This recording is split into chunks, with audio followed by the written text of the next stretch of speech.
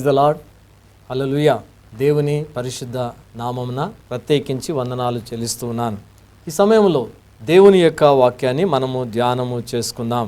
యోబు గ్రంథములో ఒక మాట వ్రాయబడి ఉన్నది. యోబు గ్రంథం 3వ అధ్యాయము 25వ వచనం. ఏది వచ్చునని నేను బహుగా భయపడితిను, అదియే నాకు సంభవించుచున్నది. నాకు భీతి పుట్టించినదే నా మీదికి వచ్చుచున్నది. నాకు నెమ్మది లేదు, సుఖము లేదు, విశ్రాంతి లేదు, శ్రమయే సంభవించుచున్నది. ఈ సమయంలో మరి ఏదో రాబోతుందని, ఏదో జరగబోతుందని, ఏదో మనకు కీడు మూడింది అని మనము తలంచుకుంటూ ఉంటే అదే మనకు జరుగుతుంది, అదే మనకు సంభవించబోతుంది అన్న విషయాన్ని ఇక్కడ యోబు గ్రంథం 4వ అధ్యాయము 25వ వచనములో ఆయన ఆందోళన చెందాడు. తాను జీవించిన దినాలలో యోబు నీతి కొరకు, న్యాయము కొరకు, ధర్మం కొరకు దేవుని యందు భయభక్తులు కలిగి యథార్థవంతుడుగా ఉండి, న్యాయవంతుడుగా ఉండి చెడుతనమును విసర్జించిన యోబు జీవించిన క్షేమకాలాలలో ఎందరికో ఉపయోగకరంగా, ఆశీర్వాదకరంగా, దీవెనకరంగా ఆయన బ్రతికాడు. అయితే యోబు జీవితంలో యోబుకు కష్టకాలం వచ్చింది. అందుకే మానవుని జీవితాలలో ఒకటి కష్టకాలము, సుఖకాలము ఉంది. కాబట్టి చీకటి పగలు ఏ విధంగా ఉన్నాయో ఆ విధంగానే లోయలు, ఆ విధంగా పర్వతాలు ఏ విధంగా ఉన్నాయో చేదు తీపి అనుభవాలు కూడా మానవ జీవితంలో ఉన్నాయి. కావున యోబు క్షేమకాలాలలో దేవుణ్ణి స్తుతించాడు, దేవుణ్ణి ఆరాధించాడు, దేవుని యందు భయభక్తులు కలిగి జీవించాడు, దేవుని కోసం బ్రతకగలిగాడు. అయితే యోబుకు దేవుడు ఒక పరీక్ష పెట్టాడు, పరిశోధన పెట్టాడు. అలాంటి సమయంలో యోబు అన్నిటినీ కోల్పోవలసి వచ్చింది. తన 3 కుమార్తెలను, 7 కుమారులను, ఒంటెలను, గాడిదలను, ఎద్దులను, గొర్రెలను, ఆఖరికి తన యొక్క ఆరోగ్యాన్ని కూడా కోల్పోవలసి వచ్చింది. అయితే 4వ అధ్యాయానికి ముందు 3వ అధ్యాయము చివరి భాగములో ఏది వచ్చునని నేను బహుగా భయపడితిను. భయపడుట, బహుగా భయపడుట.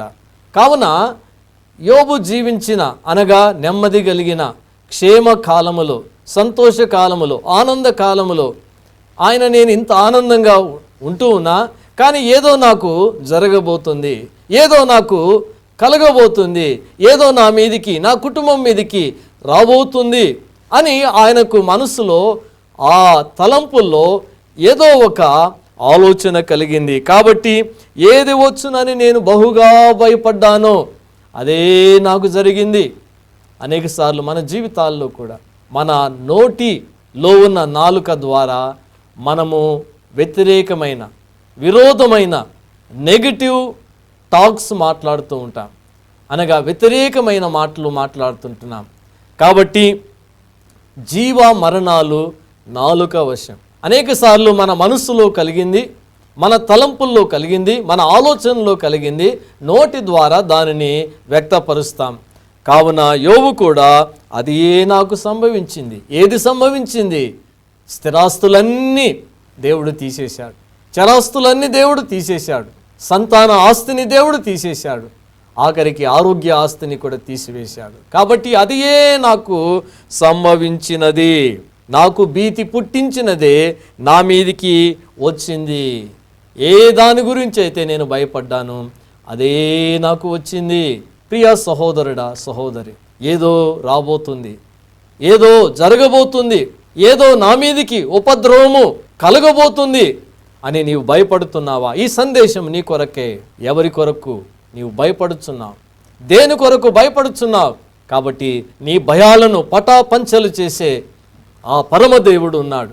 అందుకే సామెతల గ్రంథం 29వ అధ్యాయము 25వ వచనములో భయపడుట వలన మనుషులకు ఉరి వచ్చును.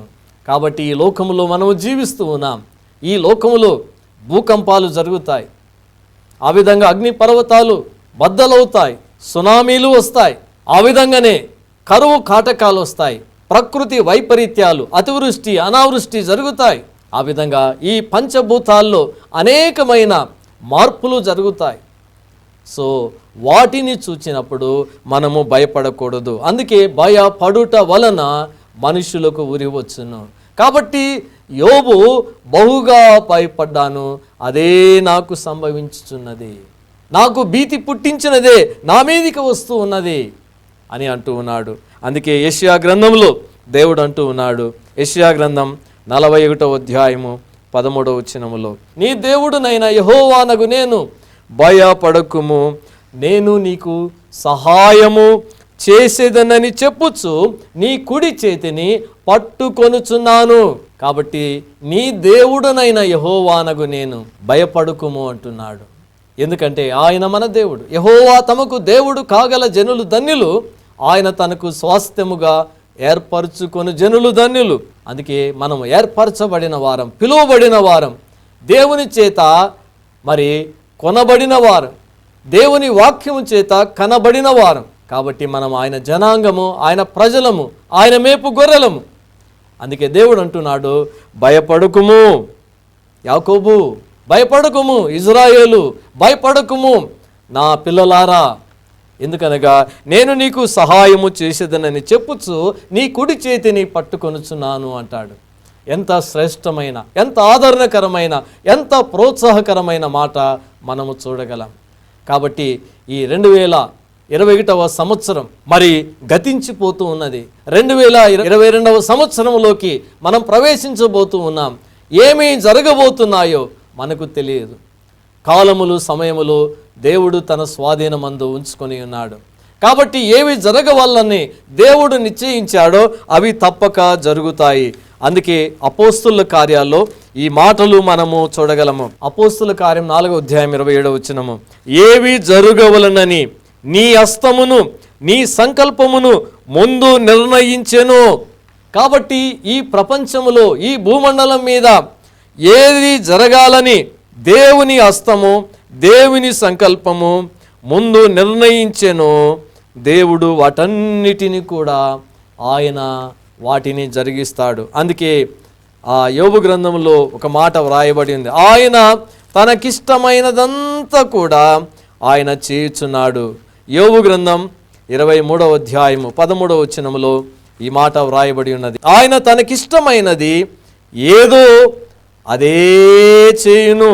యోబు 9:12లో నీవేమి చేయుచున్నావని ఆయనను అడుగా తెగింపదగిన వాడు ఎవడు? ఏవి జరగాలని దేవుడు నిర్ణయించాడు, నిశ్చయించాడు, సంకల్పించాడు, ఈ భూమి మీద తప్పకుండా ఆయన జరిగిస్తాడు. అవి ఏవైనా కావచ్చు, ఈ పంచభూతాల్లో ఏవైనా జరగచ్చు. ఆ విధంగానే దేవుని సెలవు లేనిదే ఏమీ కూడా ఈ భూమి మీద జరగదు. అందుకే ఆమోసు 3వ అధ్యాయము 6వ వచనములో ఈ మాట వ్రాయబడి ఉన్నది, పట్టణమందు బాకానాదము వినబడగా జనులకు భయము పుట్టకుండునా, యెహోవా చేయనిదే పట్టణములో ఉపద్రవము కలుగునా. యెహోవా చేయనిదే పట్టణములో ఉపద్రవము కలుగునా. కాబట్టి పట్టణమందు బాకానాదము వినబడగా జనులకు భయము పుట్టకుండునా. సో కాబట్టి ఏదైనా సైరన్ మోగ్గానే, ఏదైనా ఒక భయంకరమైన సైరన్ మనకు మోగగానే మనమంతా అలర్ట్ అవుతాం. కాబట్టి ఎంతో భయము, భీతి చెందుతాం. కాబట్టి యెహోవా చేయనిదే పట్టణములో ఉపద్రవము కలుగునా. కాబట్టి ఉపద్రవము కలుగుటకు, ఉపద్రవము రావుటకు దేవుని యొక్క సంకల్పము, దేవుని యొక్క ఆయన ప్రణాళిక ఉన్నదన్న విషయాన్ని గమనించాలి. కీర్తన 46:8వ వచనములో ఆయనే భూమి మీద నాశనములు కలగజేవాడు. ఆయనే, మరెవరు కాదు, ఆయనే భూమి మీద నాశనములు కలగజేవాడు. యెషయా 45:7వ వచనములో అంటాడు, నేనే వెలుగును సృజించువాడను, అంధకారమును కలుగజేయవాడను, సమాధానకర్తను, కీడును కలుగజేయవాడును నేనే అంటున్నాడు. వెలుగును, చీకటిని, ఆ విధంగా సమాధానాన్ని, కీడును కూడా కలుగజేయవాడును నేనే. ఉపద్రవమైన, కీడైన యెషయా 14:26-27 వచనాలలో సర్వలోకమును గూర్చి నేను చేసిన ఆలోచన ఇదే, జనులందరి మీద చాపబడిన బాహువు ఇదే, సైన్యములకు అధిపతియగు యెహోవా దాన్ని నియమించి ఉన్నాడు, రద్దుపరచగలవాడెవడు? బాహువు చాచినవాడు ఆయనే, దాని త్రిప్పగలవాడెవడు ఎవడు?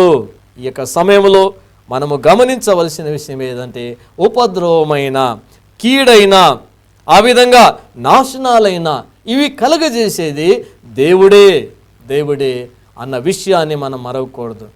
కాబట్టి ఈ సమయంలో ఒమిక్రాన్, ఈ కరోనా వైరస్ ప్రపంచమంతటా కూడా ఎంతో భీతిని, భయాన్ని, ఆందోళనను, అలజడిని కలిగిస్తూ ఉన్నది. అనేక యూరోప్ దేశాలు వణుకుతున్నాయి. ఆఫ్రికా నుంచి మరి ఇది స్ప్రెడ్ అయి ప్రపంచమంతటా కూడా అనేక దేశాలలో వ్యాప్తి చెందుతుందన్న విషయాన్ని ఎంతగానో మరి అనేక మంది సైంటిస్టులు, అనేక మంది డాక్టర్స్, అనేక మంది పండితులు, అనేకులైన వారు ఎంతగానో భయపడుతూ ఉన్నారు. సో కాబట్టి ఇలాంటి సమయంలో దేవుడు అంటూ ఉన్నాడు, నీ దేవుడునైన యెహోవానగు నేను, భయపడకుము, నేను నీకు సహాయము చేసేదనని చెప్పుచు నీ కుడి చేతిని నేను పట్టుకొనుచున్నాను. కాబట్టి ఆ దినాలలో దేవుడు తన ప్రజలను ఆయన వివిధ రకాలుగా ఆయన శిక్షించాడు. కాబట్టి ఈ సమయంలో ప్రియమైన దేవుని బిడ్డలారా, కాబట్టి తెగులైన, అది ఏ తెగులైన, ద్వితీయోపదేశ కాండములో మనము చూస్తే 28వ అధ్యాయము 21వ వచనములో, నీవు స్వాధీనపరుచుకొని పోవు దేశములో ఉండకుండా నిన్ను క్షీణింపజేయ వరకు యెహోవా తెగులు నిన్ను వెంటాడును. ఇక్కడ నీవు స్వాధీనపరుచుకొని పోవు దేశములో ఉండకుండా, ఎందుకు అనగా నీవు నా మాటలను వినడం లేదు, నా మాటలను లక్ష్య పెట్టడం లేదు, నా మాటలను నీవు గైకొనడం లేదు. కాబట్టి నా మాటలను పెడ చెవిని పెట్టి నీ ఇష్టానుసారంగా, నీ ఉద్దేశానుసారంగా, నీ కోరికానుసారంగా నీవు జీవించడం ద్వారా నీకు ఈ యొక్క మరి అనేకమైన తెగుళ్ళు, రోగాలు ప్రాప్తించును అంటాడు. కాబట్టి యెహోవా తెగులు నిన్ను వెంటాడును. ఇక్కడ వ్రాయబడిన మాట ఏంటంటే యెహోవా తెగులు అంటాడు. తెగులు కాదు, యెహోవా తెగులు నిన్ను వెంటాడును. మానవుడు అంతరిక్షములోకి ప్రయాణము చేస్తూ ఉన్నాడు. అంతరిక్షములో ఇల్లు కట్టుకోవాలని అంతరిక్షానికి రాకెట్స్ పంపుతూ ఉన్నాడు. ఇంకా అనేకమైన ప్రయత్నాలు చేస్తూ ఉన్నాడు. కానీ ఒక చిన్న మైక్రోస్కోప్లో మరి ఆ యొక్క సూక్ష్మజీవిని, ఆ వైరస్ను సంహరించలేక మానవుడు సతమతం అవుతూ ఉన్నాడు. కాబట్టి యెహోవా తెగులు నిన్ను వెంటాడును. అక్కడ 22వ వచనములో, యెహోవా క్షయరోగము చేతను, జ్వరము చేతను, మంట చేతను, మహాతాపము చేతను, ఖడ్గము చేతను, కంకి కాటుక చేతను, బూజు చేతను నిన్ను కొట్టును, నీవు నశించు వరకు అవి నిన్ను తరుమును. కాబట్టి నిన్ను వెంటాడును, నిన్ను తరుమును. కరోనా పోయిందిలేనే అనుకుంటే, డెల్టా పోయిందిలేని అనుకుంటే ఒమిక్రాన్ వచ్చేసింది. కాబట్టి నిన్ను వెంటాడును, నిన్ను తరుమును అని వ్రాయబడి ఉన్నది. 7 విషయాలు మనం చూస్తాం. క్షయరోగం, జ్వరము, మంట, మహాతాపం, ఖడ్గం, కంకి కాటుక, బూజు చేత నిన్ను తరుమును. అదే ద్వితీయోపదేశ కాండం 28వ అధ్యాయము 59వ వచనములు అంటాడు, యెహోవా నీకును నీ సంతతికిని ఆశ్చర్యమైన తెగుళ్ళు కలగజేయను. ఏమిటంట? ఆశ్చర్యమైన తెగుళ్ళు. యెహోవా తెగుళ్ళు, రెండవది ఆశ్చర్యమైన తెగుళ్ళు కలగజేయను నీకు నీ సంతతికిని. ఇక మూడవదిగా 59వ వచనములో అంటాడు, అవి దీర్ఘకాలముండు గొప్ప తెగులును చెడ్డ రోగములునై ఉండును. అవి దీర్ఘకాలముండు.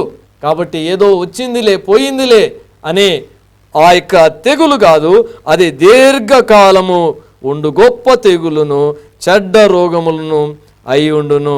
నీవు భయపడిన ఐగుప్తు క్షయవ్యాధులన్నిటినీ, నీవు భయపడిన ఆ ఐగుప్తులో, ఆ దేశములో, ఆ యొక్క బానిస బ్రతుకులో, ఆ పరాయి దేశములో నీవున్నప్పుడు ఆ క్షయరోగాలకు నీవు భయపడ్డావు. కాబట్టి ఆ రోగాలని నీ మీదికి నేను తెప్పిస్తాను. కాబట్టి ఒక దేశం నుండి మరొక దేశానికి దేవుడే తెప్పిస్తాడు. ఎక్కడో ఆఫ్రికా నుంచి, ఎక్కడో యూరోప్కి, ఎటో ఆసియా. కాబట్టి వీటన్నిటికీ ఆయనే తెప్పిస్తాడు. అవి నిన్ను వెంటాడును. మరియు నీవు నశించు వరకు ఈ ధర్మశాస్త్ర గ్రంథములో వ్రాయబడిన ప్రతి రోగమును, ప్రతి తెగులును ఆయన నీకు కలుగజేయును. ఇంకా ప్రతి రోగము, ఇంకా వ్రాయబడినవి ఎన్నో ఉన్నాయి రోగాలు. ప్రియమైన దేవుని ప్రజలారా, నాశనకరమైన తెగుళ్ళు, గొప్ప తెగుళ్ళు, ఆశ్చర్యకరమైన తెగుళ్ళు, యెహోవా తెగుళ్ళు ఇప్పుడు మనము చూస్తూ ఉన్నాం. కాబట్టి ఇలాంటి సమయంలో మనము గమనించవలసిన విషయం ఏదంటే భయపడకూడదు. కాబట్టి ఈ తెగుళ్ళు మనల్ని తరుముతాయి, మనల్ని వెంటాడుతాయి, అవి దీర్ఘకాలం ఉంటాయి అన్న విషయము బైబిల్లో వ్రాయబడి ఉన్నది. కావున ఏది వచ్చునని నేను బహుగా భయపడితేనో అది నాకు సంభవించుచున్నది. ఐగుప్తులో ఇజ్రాయేలీలు మరి ఉన్నప్పుడు ఆ యొక్క ఐగుప్తు తెగుళ్ళకు వారు భయపడ్డారు. కాబట్టి ఆ తెగుళ్ళనే నేను మీ మీదికి రప్పిస్తానని దేవుడు సెలవిచ్చినాడు. కీర్తనల గ్రంథం 78:44 నుంచి, ఐగుప్తీయులు త్రాగలేకుండా నైలు నది కాలువలను వారి ప్రవాహ జలములను ఆయన రక్తముగా మార్చెను. ఆయన వారి మీదికి జోరిగలను గుంపుగా విడిచెను, అవి వారిని తినివేశను. కప్పలను విడిచెను, అవి వారిని నాశనము చేసెను. ఆయన వారి పంటను చీడ పురుగులకిచ్చెను, వారి కష్టఫలములను మిడతలకు అప్పగించెను. వడగండ్ల చేతను వారి ద్రాక్ష తీగలను, మరి హిమము చేత వారి మేడి చెట్లను ఆయన పాడు చేసెను. వారి పశువులను వడగండ్ల పాలు చేసెను, వారి మందలను పిడుగుల పాలు చేసెను.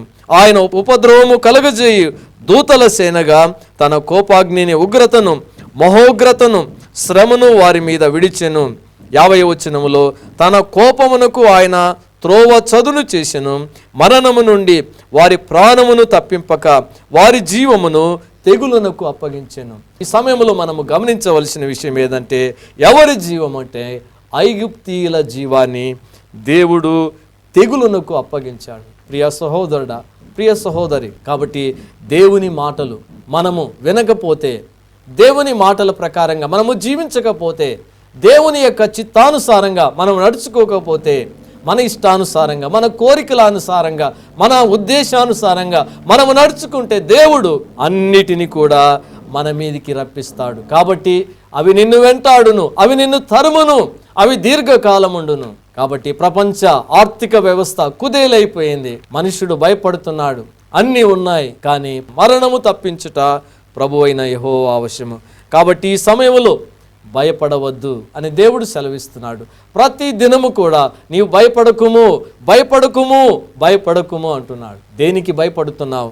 ఒకసారి ఆలోచన చేసుకొని దేవుని మీద ఆధారపడి, దేవుని మీద ఆనుకొని మనం బ్రతకాలి. 91వ కీర్తన 3వ వచనములో, వేటకాని ఊరిలో నుండి ఆయన నిన్ను విడిపించును, నాశనకరమైన తెగులు రాకుండా నిన్ను రక్షించును. కాబట్టి నాశనకరమైన తెగులు ఒమిక్రాన్, దానికి కరుణ లేదు, కటాక్షము లేదు, దానికి దయ లేదు, దానికి ఏమాత్రము జాలి లేదు. కాబట్టి నాశనకరమైన తెగులు రాకుండా నిన్ను రక్షించును. ఎప్పుడంటే మహోన్నతిని చాటున, సర్వశక్తుని చాటున, సర్వాధికారి అయిన చాటున నివసించటానికి ఇష్టపడితే, ఆయన మీద ఆనుకుంటే, ఆయన మీద ఆధారపడితే, ఆయన మీద విశ్వాసం ఉంచగలిగితే దేవుడు నిన్ను రక్షిస్తాడు. కాబట్టి తెగులు అందరికీ వస్తాయి, కానీ తెగుల్లో నుండి దేవుడు నిన్ను కాపాడుతాడు. అనారోగ్యాల నుంచి దేవుడు నిన్ను కాపాడుతాడు. 5వ వచనములో అంటాడు, రాత్రి వేళ కలుగు భయమునకైనను, పగటి వేళ ఎగురు బాణమునకైనను, చీకటిలో సంచరించు తెగులునకైనను, మధ్యాహ్నమందు పాడు చేయు రోగమునకైనను నీవు భయపడకుందువు. కాబట్టి నా కుమారుడా, నా కుమారుడైన ఇజ్రాయేలు, నా కుమారుడైన యాకోబు, నీవు భయపడవద్దు. ఏదో రాబోతుందని, ఏదో జరగబోతుందని, ఏదో కీడు మరి తలంచబోతుందని నీవు అనుకుంటూ ఉంటే దేవుడు అంటూ ఉన్నాడు, భయపడకుము, చేయి పట్టుకొని నేను నిన్ను నడిపిస్తా, నీకు సహాయం చేస్తా అని దేవుడు అంటూ ఉన్నాడు. ప్రియ సహోదరుడా, సహోదరి, యోబు అనుకున్నాడు ఏదో రాబోతుందని, ఏదో జరగబోతుందని, అదే జరిగింది. భయపడటం వలన మనుషులు కూరవచ్చును. దేవుని వాగ్దానం ఏదంటే ప్రతి దినము కూడా భయపడవు. ఒమిక్రానా, ఇంకొక్రానా, ఏదైనా కానీ, ఏదైనా జరిగింది. కాబట్టి ఈ పంచభూతాలు ఏమైనా అయిపోని. అందుకే దావీదు అంటాడు కీర్తనలో 3వ కీర్తన 5వ వచనములో, యెహోవా నాకు ఆధారం, కావున నేను పండుకొని నిద్రపోయి మేలుకొందును. 10,000 మంది దండెత్తి నా మీదకి వచ్చి మోహరించినను నేను భయపడను. ఒకవేళ చైనా మన మీదకి దండెత్తి వస్తే భయపడకు.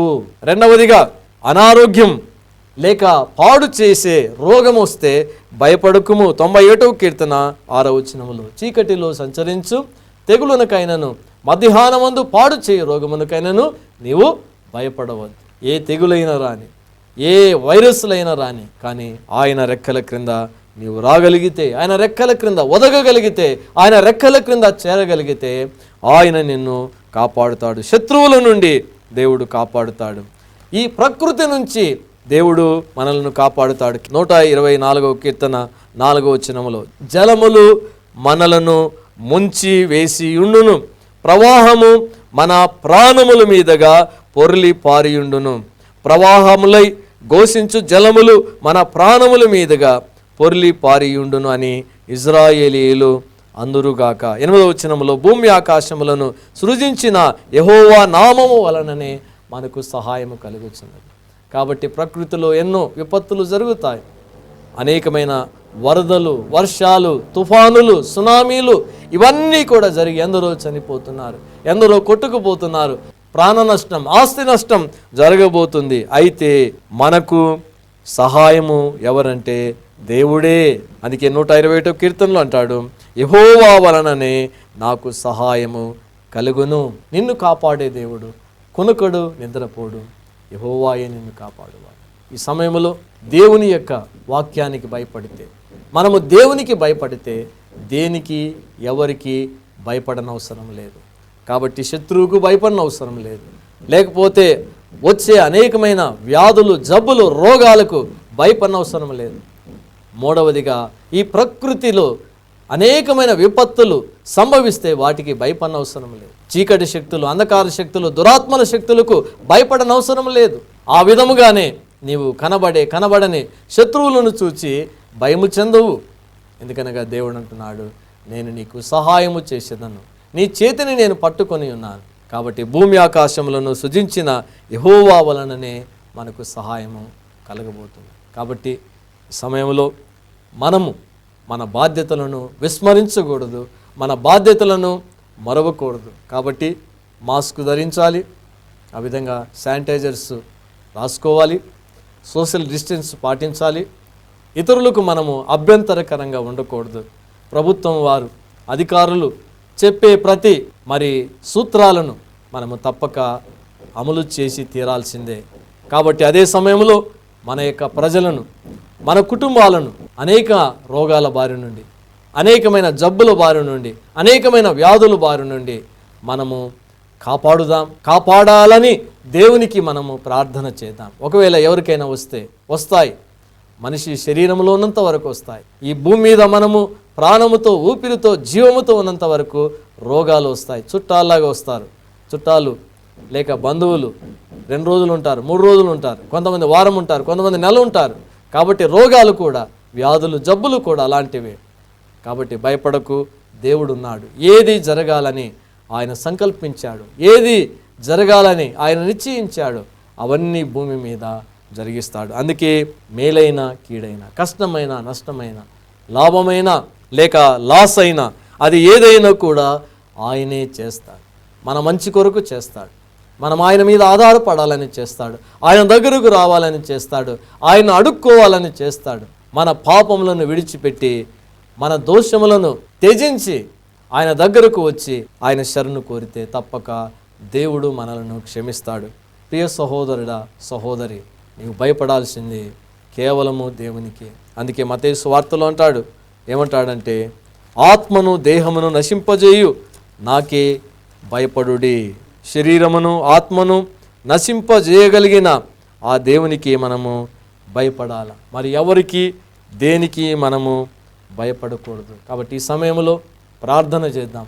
మీరు స్వస్థతలు పొందినట్లు ఒకని కొరకొకడు ప్రార్థన చేయండి. ఎవరికైనా అనారోగ్యం కలిగితే, ఎవరికైనా జబ్బులు కలిగితే, ఎవరికైనా వ్యాధులు కలిగితే ప్రార్థనా సహాయాన్ని కోరండి. ప్రభువు కనికరం కోసం కోరండి. అందుకే ఎపఫ్రోదీతు రోగియే సావునకు సిద్ధమై ఉండెను, దేవుడు అతనిని కనికరించాడు. ఏ దైవజనులకి రోగాలు రావు అని దేవుడు చెప్పలేదు. బైబిల్లో అనేక మంది దైవజనులు, ఎలీషా మరణకరమైన రోగముతో చనిపోయాడు. పౌలు జీవితంలో ఒక ముళ్ళు, ఎపఫ్రోదీతు జీవితంలో ఒక రోగం. పౌలుకి ఆ శిష్యుడైన, పౌలుకి కుమారుడు లాంటి అయిన తిమోతికి ఒక కడుపు జబ్బు. కాబట్టి బైబిల్లో భక్తులైన వారు వారి అవసాన దశల్లో వారు అనేకమైన జబ్బులతో ఉన్నట్టుగా మనం చూడగలం. కాబట్టి జబ్బులు రావని వాక్యం చెప్పట్లేదు, కానీ దేవుడు నిన్ను కాపాడుతాడు, దేవుడు నిన్ను రక్షిస్తాడు. అందుకే నాశనకరమైన తెగులు రాకుండా ఆయన నిన్ను రక్షించును, నిన్ను కాపాడు. కాబట్టి మన దేవుడు మనల్ని కాపాడే దేవుడు. రానున్న 2022వ సంవత్సరంలో ఏమి జరగబోతుందో మనకు తెలియదు. ఏవి రాబోతున్నాయో మన మీదికి, మన కుటుంబం మీదికి, మన యొక్క రాష్ట్రాల మీదికి, మన దేశం మీదికి, ప్రపంచం మీదికి ఏమి జరగబోతుందో తెలియదు. కానీ దేవునికి తెలుసు ఏది జరగబోతుందో అదే, ఏది సంకల్పించాడో దేవుడు అదే జరిగిస్తాడు. మనం భయపడాల్సింది దేవునికి, దేవుని వాక్యానికి భయపడదాం. ఆయన వాక్యానుసారంగా, ఆయన ఇష్టానుసారంగా, ఆయన చిత్తానుసారంగా మనము జీవించుదాం. కాబట్టి పాపము విడిచి, పాపాన్ని పారవేసి, పాతవి గతించెను, ఇదిగో సమస్తము క్రొత్తవాయెను. కాబట్టి రోత పాత గత జీవితాన్ని మనము వదిలిపెడదాం. ఈ సంవత్సరంలోనే ఏమేమి దేవునికి విరోధమైన పాపాలు చేశాము, మనుషులకు విరోధమైనవి ఏమి చేశామో వాటన్నిటినీ విడిచిపెడదాం. విడిచిపెట్టిన వాడు దేవుని కనికరాన్ని పొందు. ప్రార్థన చేసుకుందాం. ప్రేమగల తండ్రి, మీకు వందనాలు, స్తోత్రాలు. 2021వ సంవత్సరం అంతా మీ రెక్కల క్రింద మమ్మను దాచుకొని కాపాడావు. స్తోత్రాలు.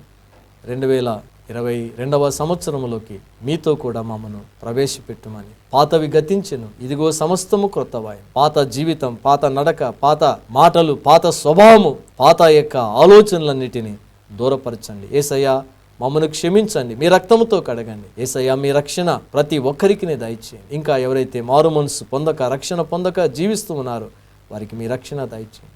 రక్షింపబడిన వారిని ఆత్మీయంగా ఎదిగించండి, తొట్టిలేని వారిని లేవనెత్తమని ప్రార్థిస్తూ ఈ యేసు శాంతి స్వరం అనే ఆధ్యాత్మిక టీవీ కార్యక్రమాన్ని వీక్షిస్తూ ఆత్మీయంగా మేలు పొందుతున్న ప్రతి ఒక్కరిని కూడా బలపరచమని ప్రార్థిస్తూ అనారోగ్యాలతో ఉన్నవారిని, జబ్బులతో ఉన్నవారిని, వ్యాధులతో ఉన్నవారిని ముట్టండి. దేవా, ప్రపంచమంతా కలత, భీతి, ఆందోళన, అలజడి చెందుతూ ఉన్నారు. దేవా నాయన, ఒమిక్రాన్ కరోనా వైరస్ ప్రభావము ఉధృతంగా వ్యాపిస్తున్న తరుణంలో మీ కరుణా కటాక్షము, కృప మా భూమండలం మీద చూపవలసిందిగా ప్రార్థిస్తూ ప్రతి ఒక్కరూ కూడా పాపాలు విడిచి, పాపాలు మాని, పాపము జోలికి వెళ్లకుండా మీరే అరికట్టి కాపాడుమని ప్రార్థిస్తూ ప్రతి ఒక్కరూ నీ ప్రేమను, తండ్రి, మీ ఔన్నత్యాన్ని ఎరిగి మీ దగ్గరికి వచ్చి మీ శరణు కోరేవారిగా ఉండగలుగుటకు మీ కృప దయచేయమని ప్రార్థిస్తూ యేసు పరిశుద్ధ నామమున అడిగి వేడుకుంటున్నాము తండ్రి, ఆమేన్. ప్రతి ఆదివారము సాయంత్రము 4:30 గంటల నుంచి 5 గంటల వరకు, ఆ విధంగా ప్రతి గురువారం ఉదయం 11 నుంచి 11:30 వరకు యేసు శాంతి స్వరం అనే ఆధ్యాత్మిక టీవీ కార్యక్రమాన్ని వీక్షించి దైవాశీర్వాదాలు పొందండి. దేవుని కృప మీకు తోడుగా ఉండును గాక. 2022వ సంవత్సరం కోసం ప్రార్థనాపూర్వకంగా మనం సిద్ధపడదాం. యేసుతో కూడా మనము ప్రవేశిద్దాం. ఆయనకు ముందుగా పరిగెత్తకూడదు, అలాగని ఆయనకు దూరంగా మనము ప్రయాణం చేయకూడదు. ఆయనతో, ఆయన హృదయానుసారంగా, ఆయన చిత్తానుసారంగా మనం ప్రవేశించుదాం. దేవుడు అటువంటి కృప దయచేయును గాక. ఆమేన్.